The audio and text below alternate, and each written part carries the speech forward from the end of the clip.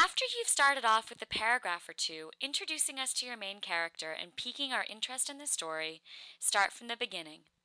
Begin with a brief description of an opening scene, along the lines of, "It's a Saturday morning in April, and Sophie is late for her own wedding."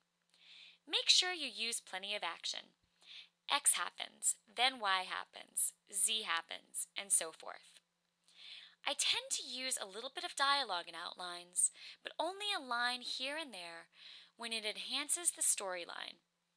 I would not recommend writing a conversation in an outline. This isn't the time or place. But if a line of dialogue works better than a summary of that line, that's okay. For example, using the line, "I will love you as long as I have blood in my veins," Miguel said, might carry more weight than, "Miguel promised to love Rosa." It's just a little bit more fun to use the dialogue. Finally, make sure something exciting and plot spinning has happened by page 2 of the outline at the latest. By the end of page 2, you need to have fully answered the question, "Why should I keep reading?" Now, let's talk about how to begin plotting. Here's a sample of 2 quick opening paragraphs. Note how we introduce the main character, her situation, and what's happening to her as the book begins. 29-year-old Sophie Keller has always had her life laid out for her. As the only child of shipping millionaire Spence Keller and his society wife Diane, she had been prepped her whole life to be the glamorous, perfect, wholesome wife to someone of the same social standing as her father. A little later than scheduled, but true to the grand plan, her father and oil heir Richard Killington have orchestrated the wedding of their 2 children, the reluctant Sophie, who never seems to be good at much of anything, and the golden boy Chad, who's seemingly good at everything and is being primed to take over his father's billion-dollar oil business. There's just one problem. Sophie realizes in a flash, as she's walking down the aisle at her own wedding, that she's not even the slightest bit in love with Chad and can't imagine spending a lifetime with him. There, it's just enough to pique the interest of an editor, enough that he or she will want to keep reading. Why, what if, and then what? These are the 3 questions I ask myself continuously throughout the plotting process. Why? Because they ensure your plot points make sense and follow logically from each other. Readers only buy a certain amount of coincidence in a book. For example, you can have an airplane crash land outside the main character's apartment, but it would be unlikely to simultaneously have an explosion happen in the basement and a bank robbery in progress across the street, and a child abduction taking place next door. So stick to the first event, the plane crash, and ask yourself questions about it. Now try this on your own. You can use the plane crash example as a brainstorming exercise, or better yet, start with your own first scene. We see where your main character is now. Ask yourself why, what if, and then what to begin moving him or her through the story. Here's an example. What if, in the first scene of your book, a plane crashes? You'd ask yourself, then what? What would be a logical thing to happen next? Most likely, your main character would run outside to see what the noise was, to see what's occurred. Now it's your turn to brainstorm the what-ifs. What if your main character finds a small child emerging from the wreckage? What if the child is oddly unscathed? The next logical question would be why?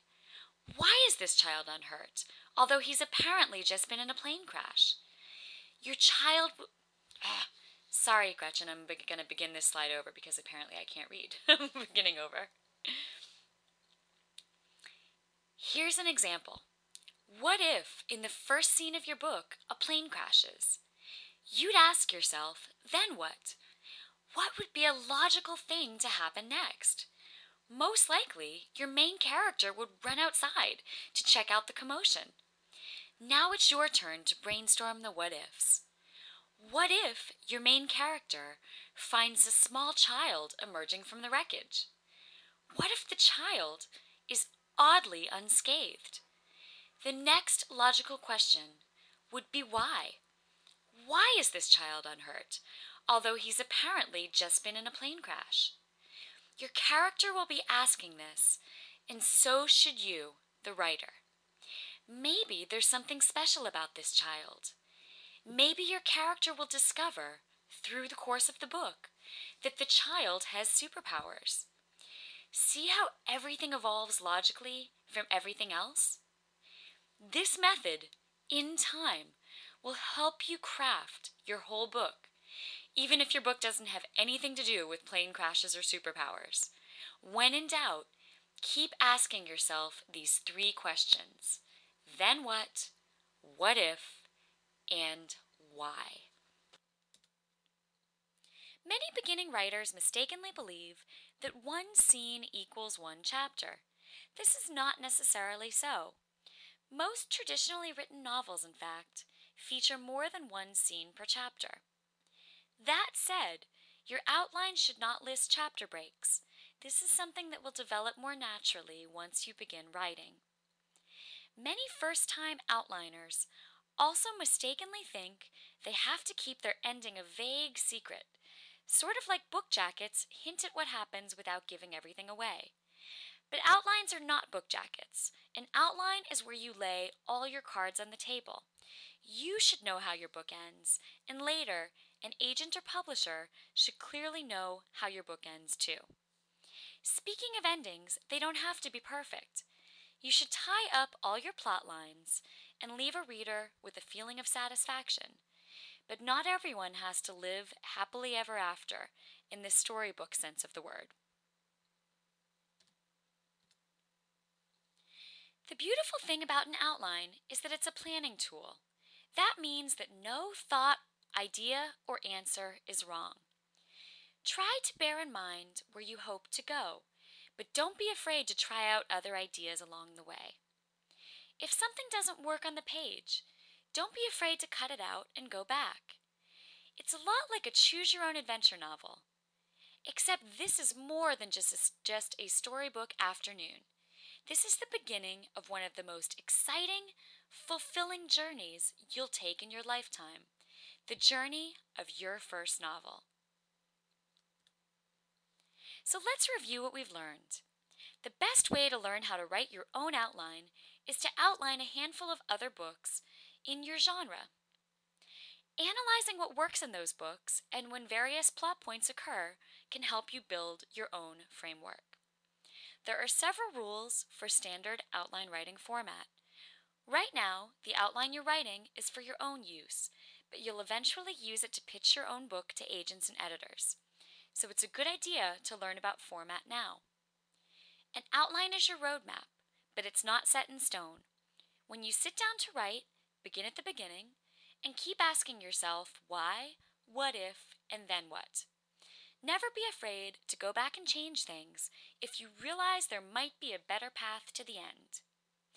It's a tough process, so get ready to do some hard work, but the payoff is enormous. Hang in there, because once you have an outline, you'll be well on your way to completing your novel. For more great content and the best media job listings, visit MediaBistro.com. Thanks for listening.